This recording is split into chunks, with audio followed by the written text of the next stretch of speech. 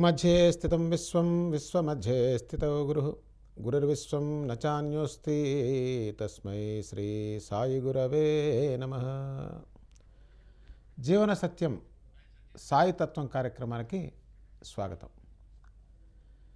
సాయిబాబా తత్వం అంటే తత్ అంటే అది, త్వం అంటే నీవు.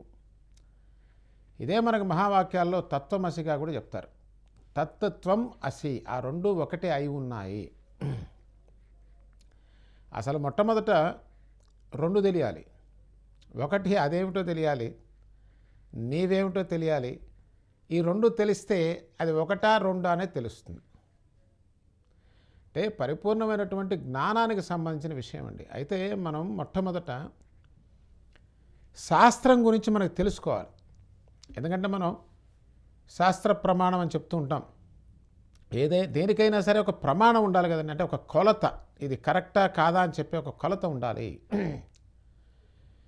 సహజంగా ఏం చేస్తారంటే సాయిబాబాని నమ్మి పూజించి భజించేటువంటి భక్తులంతా కూడా సాయిబాబా దైవము అని చెప్తారు. ఎప్పుడు కూడా రెండు ఉంటాయి కదండి.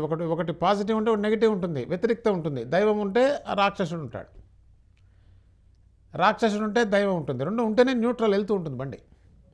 అంటే అజ్ఞానము జ్ఞానము రెండు ఉంటాయి. అది అట్లా ఉంది సృష్టిలో. అలా ఎందుకు ఉన్నది అనే ప్రశ్న పిచ్చి ప్రశ్న. ఎందుకంటే అలా ఉన్నది అంతే, ఇట్ ఈస్ దేర్. అది సృష్టి యొక్క ధర్మం. నిప్పు వేడిగా ఎందుకు ఉంటుందండి అంటే అది వేడిగా ఉంది కాబట్టి నిప్పు, అది అర్థం లేని ప్రశ్న అనమాట. కాబట్టి ఇవన్నీ కూడా తెలుసుకోవాలంటే కొంత విఘ్నత అవసరము. మనం గాయత్రి మంత్రంలో చెప్పినట్టుగా ధియోయోనః ప్రచోదయాత్, ఆ బుద్ధి ప్రచోదనం అయిన వాడికి ప్రశ్న కానీ సమాధానం కానీ. ప్రశ్న అంటే ఏ ప్రశ్న పడితే ఆ ప్రశ్న అనరండి. దీనికి భగవద్గీత ప్రమాణం పరిప్రశ్న అని చెప్తారు. అంటే ఆ ప్రశ్నించేవాడికి ఒక స్థాయి ఉండాలి. ఎవరిని ప్రశ్నిస్తున్నాడో తెలిసి ఉండాలి, దేనికోసం ప్రశ్నిస్తున్నాడో తెలిసి ఉండాలి. ఆ ప్రశ్న తనకి తెలుసుకోవాలనే ఉద్దేశంతో మాత్రమే ప్రశ్నించాలి. తెలుసా లేదా అని ఇది పరీక్ష కాదు. అందుకని పరిప్రశ్న. పరి అనేది ఉపసర్గ. అంటే అత్యంత వినయ విధేయతలతో భయభక్తులతో ఇది తెలుసుకోకపోతే నాకు ఆనందము శాంతి లేదు, దీనిని వీరు వివరించగలరు అనేటువంటి ఒక ఉద్దేశంతో ప్రశ్నించాలి. మళ్ళీ అట్లా అని చెప్పి గుడ్డిగా నమ్మమనలా. కాబట్టి కొన్ని విషయాలు తప్పకుండా శాస్త్రపరంగా మనం తెలుసుకోవాల్సిన అవసరం ఉంటుంది. ఇప్పుడు ఉదాహరణకి ఇది శాస్త్రమే చెప్తుంది మనకి.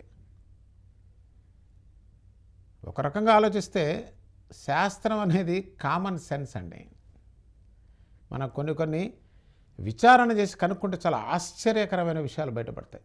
మూఢంగా నమ్మామనుకోండి ఏముంటుంది? మూఢత్వమే ఉంటుంది. ఇటు బాబా భగవంతుడు అని చెప్పిన వాడికి, అటు బాబా భగవంతుడు కాదు అని చెప్పిన వాడికి నా దృష్టిలో ఇద్దరికి పెద్ద తేడా లేదండి. ఆశ్చర్యం అనిపిస్తుంది అదేంటి అని. అంతే కదా, నీవేదో కొన్ని జరిగాయి కాబట్టి నీకేదో కొంచెం లబ్ధి వచ్చిందనే దాన్ని బేస్ చేసుకుని సాయిబాబా దేవుడు అనేస్తున్నావు. అంటే నీ స్వార్థం, నీకు కొంచెం అనుకూలంగా జరిగింది కాబట్టి.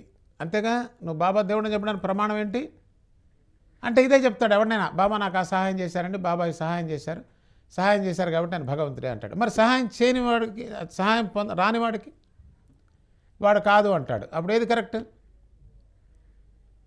బాబా భగవంతుడా కాదా, బాబా ఎవరు అని చెప్పడానికి ఇవి కాదండి ప్రమాణం. అందుకోసమే మనం అయోమయంలో ఉన్నాం. దానికి తగ్గట్టు ఎవరి ప్రచారాలు వాళ్ళు చేసుకుంటా ఉన్నారు. రెండు దొందే నా దృష్టిలో. ఏముంది అక్కడ? విఘ్నత ఏముంది చెప్పండి? కాబట్టి దేన్నైనా సరే ఒక నిర్ణయం చేయాలి అంటే దానికి ప్రధానమైన బేస్ మినిమం కామన్ సెన్స్. అంటే దాని అర్థం ఏంటి? రెండు పక్కల కామన్ సెన్స్ లేదనేగా. రెండు పక్కల స్వార్థం ఉంది అంతే, ఏం లేదు. వీడికి జరగలేదు, వీడికి అర్థం కాలేదు, ఇది కాదు. వాళ్ళకేదో జరిగింది, అవును. ఎట్లా చెప్తావు? నీ స్వార్థాన్ని పక్కన పెట్టకుండా మిత్రమా అసలు భగవంతుణ్ణి దర్శించడం సాధ్యమేనా? It's a fundamental question. ఈ బేసిక్ క్వశ్చన్స్ వేస్తే నిలబడలేనండి, ఇద్దరు నిలబడరు. అంటే పలానా వాళ్ళు భగవంతుని చెప్పడానికి ఆధారం నీకు పని జరగడం జరగకపోవడమా? అది పరిపూర్ణమైన స్వార్థం కదా మిత్రమా. అసలు అది బేసే కాదు అసలు అది. కాబట్టి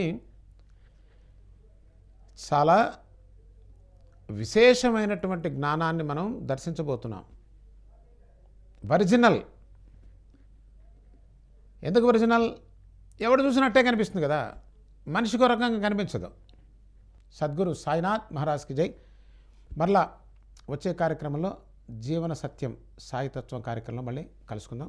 స్వతంత్ర భక్తి యూట్యూబ్ ఛానల్ ని సపోర్ట్ చేయండి.